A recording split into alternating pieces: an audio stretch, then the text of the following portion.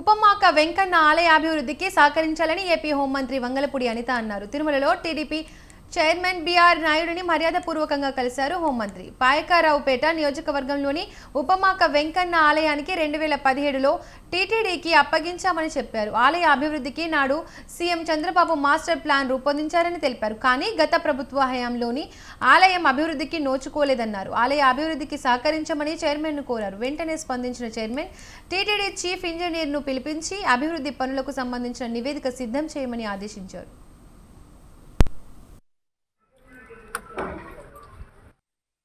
ఈ 21వ తేదీ నుంచి దగ్గర 4వ తారీఖు వరకు జరగబోయే ఉత్సవాల్లో జరిగే ఏర్పాట్ల గురించి కానీ, ఇవ్వాల్సిన పోలీస్ ప్రొటెక్షన్ గురించి కానీ, భక్తులందరూ కూడా ప్రశాంతంగా ఆ దేవదేవుని దర్శనం చేసుకొని ఆశీస్సులు తీసుకుని తిరిగి వాళ్ళకి వెళ్ళి సంతోషంగా వెళ్ళాలని ఒకే ఉద్దేశంతో గౌరవ ముఖ్యమంత్రి వర్యులు చంద్రబాబు నాయుడు గారి ఆదేశాల మేరకు ఇక్కడికి రావడం జరిగింది.